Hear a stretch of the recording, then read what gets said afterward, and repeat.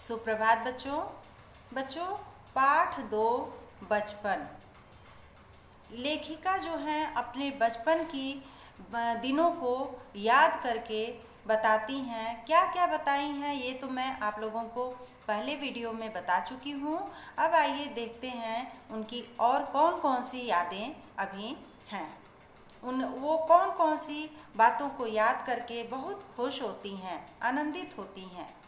लेखिका कहती हैं कि शाम को रंग बिरंगे गुब्बारे, सामने जाखू का पहाड़, ऊंचा चर्च, चर्च की घंटियां बजती तो दूर दूर तक उनकी गूंज फैल जाती।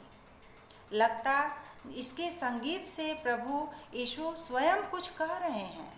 शाम के समय का वर्णन करते हुए लेखिका बहुत खुश होती हैं उस समय के अपने बचपन के दिनों को याद करते हुए। लेखिका बताती हैं कि सामने आकाश पर सूर्यास्त हो रहा है। उस समय एक दिन की बात है कि सामने आकाश पर सूर्यास्त हो रहा था। गुलाबी सुनहरी धारियां नीले आसमान और फैल रही थी, चारों ओर फैल रही थी। दूर दूर फैले पहाड़ों के मुखड़े गहराने लगे और देखते देखते बत्तियां टिमटिमाने लगीं। रिज पर की रौनक और माल की दुकानों की चमक के भी क्या कहने थे। ये सब बातें सोच करके लेखिका बहुत आनंदित होती हैं। शोरूम में शिमला कालका ट्रेन का मॉडल बना हुआ था। इसकी पटरियां, उस पर खड़ी छोटे छोटे डिब्बों वाली ट्रेन, छोटे छोटे डिब्बों वाली ट्रेन के चित्र बने हुए थे। एक और लाल टीन की छत वाला स्टेशन और सामने सिग्नल देता खंबा, थोड़ी थोड़ी दूर पर बनी सुरंगें। ये सब उनको बहुत अच्छा लगता था देख करके। पिछली सदी में तेज रफ्तार वाली गाड़ी वही थी।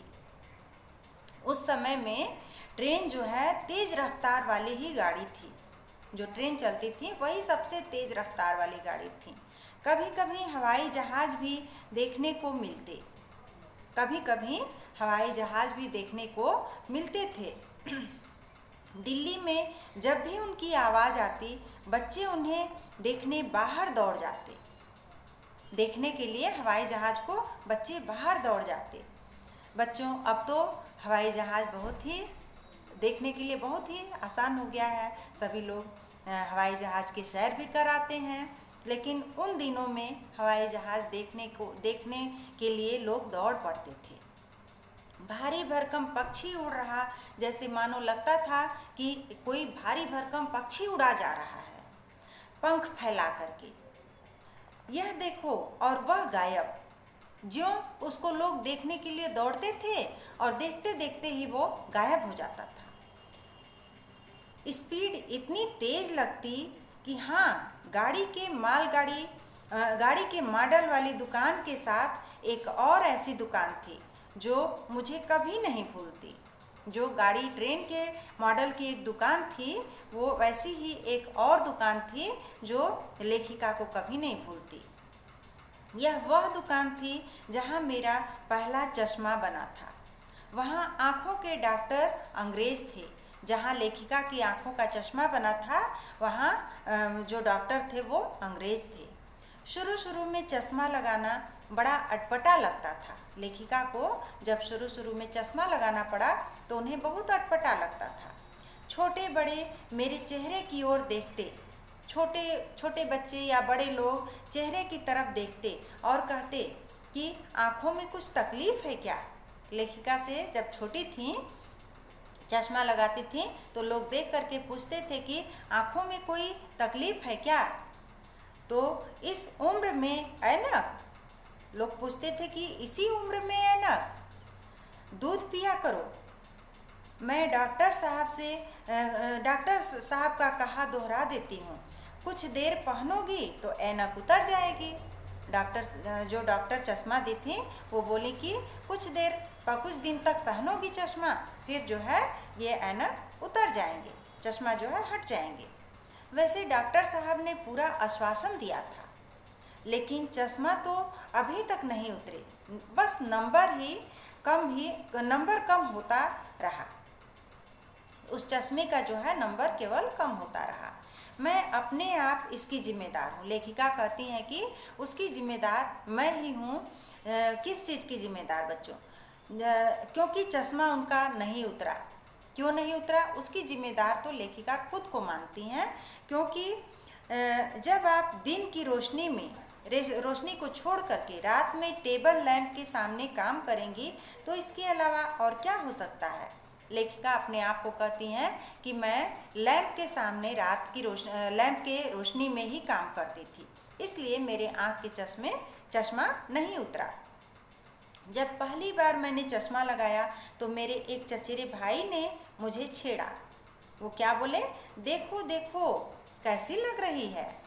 उनके जो चचेरे भाई थे वो इन्हें चिढ़ाते थे कि देखो देखो कैसी लग रही है। उनके चचेरे भाई ने कहा कि आँख पर चश्मा लगाया ताकि सूझे दूर की, यह नहीं लड़की को मालूम, सूरत बनी लंगूर की।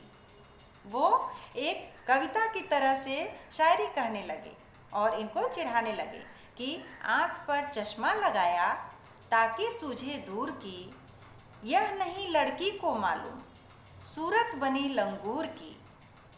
उनके चचेरे भाई इनको चिढ़ा करके कहते हैं कि इस लड़की को ये नहीं पता कि इसकी सूरत लंगूर जैसी लग रही है, ये चश्मा अपने चेहरे पर लगाए हुए है। मैं खींची, लेखिका कहते हैं कि मैं उस समय खींचना मतलब चिढ़ना। मुझ पर यह क्यों दोहराया जा रहा है? पर शेर बुरा न लगा, लेकिन जो ये शेर बोले थे कि आँख पर चश्मा लगाया ताकि सूझे दूर की, यह नहीं लड़की को मालूम, सूरत बनी लंगूर की, ये शेर जो है उनको अच्छा लगा, लेखिका को भी अच्छा लगा, लेकिन उनका चिढ़ाना इनको बुरा लगा। जब वह चाय पीकर चले गए तो मैं अपने कमरे में जाकर आईने के सामने खड़ी हो गई। लेखिका जो है वो शीशे के सामने अपने कमरे में जाकर के खड़ी हो गई। कई बार अपने को देखा, ऐनक उतारी, फिर पहनी, फिर उतारी।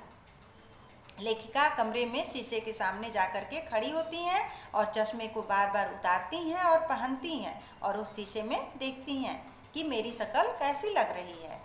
सूरत बनी लंगूर की, नहीं नहीं, हाँ हाँ। लेखिका जो शायरी उनके चचेरे भाई ने कहा, उसी शायरी को वो सोच करके कहती हैं, एक बार सोचती हैं कि नहीं नहीं, सूरत लंगूर जैसी कहाँ लग रही है। फिर कहते हैं हाँ हाँ, लंगूर सी तो लग रही हूँ। मैंने अपने छोटे भाई का टोपा उठाकर सिर पर रखा। लेखिका कहते हैं कि उस समय मैं अपने छोटे भाई का टोपा जो है अपने सिर पर रख ली। कुछ अजीब लगा, अच्छा भी और मजाकिया भी। अच्छा भी लगा, मजाकिया भी लगा। तब की बात थी, अब तो चेहरे के साथ घुल मिल गया है चश्मा जो है अब तो चेहरे के साथ घुल मिल गया है। जब कभी उतरता हुआ होता है तो चेहरा खाली खाली सा लगने लगता है। याद आ गया वह टोपा, काली फ्रेम का चश्मा और लंगूर की सूरत।